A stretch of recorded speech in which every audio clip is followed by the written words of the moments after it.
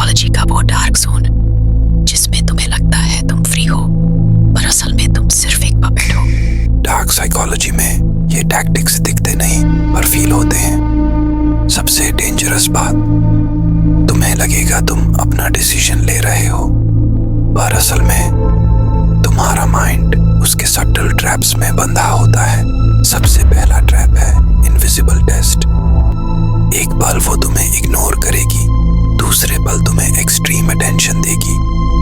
तुम कंफ्यूज होते हो और दिमाग के अंदर एक ही सवाल चलने लगता है, मैंने क्या गलती की?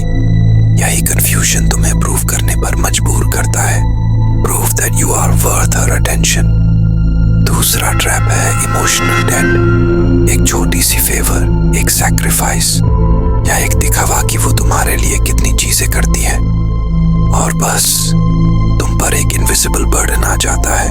रीपे करो, रीपे करो, चाहे तुम्हारी मर्जी हो या ना हो, तुम गिल्टी फील करोगे अगर रीपे नहीं किया। तीसरा ट्रैप है साइलेंट कंट्रोल। वो कुछ नहीं बोलेगी, सिर्फ नजर घुमाएगी या अपना एक्सप्रेशन बदल लेगी और तुम इंस्टेंटली अपना बिहेवियर चेंज कर लोगी।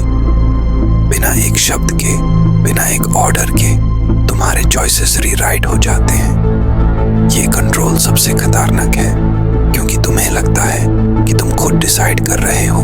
चौथा ट्रैप है हाफ ट्रूथ इल्यूशन। वो तुम्हें अपने बारे में बस उतना बताएगी जितना तुम्हें क्यूरियस रख सके और जब तुम्हें लगेगा तुम उसे समझ गए हो, एक नया सीक्रेट सामने आ जाएगा। तुम्हारे अंदर एक लूप बन जाता है और तुम ऑब्सेस्ड हो जाते हो उसे पूरा जानने के लिए।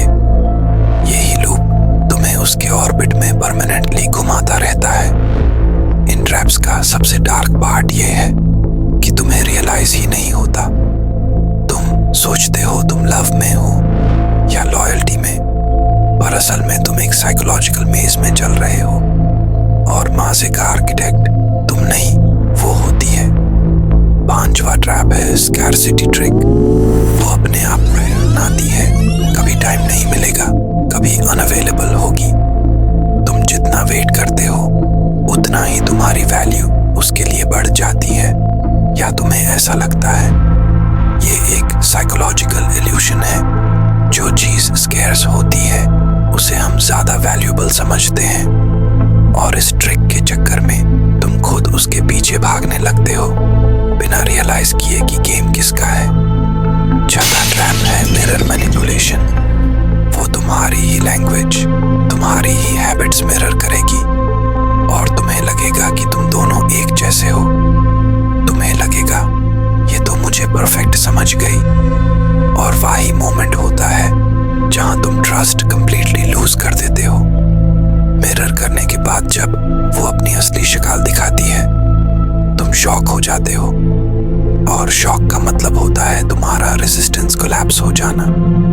सातवां ट्रैप है इमोशनल रूलेट। कभी एक्सट्रीम लव, कभी एक्सट्रीम एंगर, कभी टोटल साइलेंस। तुम प्रिडिक्ट ही नहीं कर पाते और अनसर्टेनिटी तुम्हें और ज्यादा अटैच्ड बनाती है। ह्यूमन माइंड सर्टेनिटी चाहता है, लेकिन जब तुम्हें बस अनप्रेडिक्टेबिलिटी मिलती है तुम एडिक्टेड हो जाते हो उस रोलर कोस्टर के। ये एडिक्शन सबसे डार्क फॉर्म है अटैचमेंट का। इन सब ट्रैप्स का एक ही रिजल्ट होता है, तुम स्लोली अपनी आइडेंटिटी, अपना कॉन्फिडेंस और अपना डिसीजन मेकिंग खो देते हो। और जब तुम्हें लगता है कि तुम फ्री हो, तभी तुम सबसे ज्यादा बंधे होते हो। क्वेश्चन सिर्फ इतना है,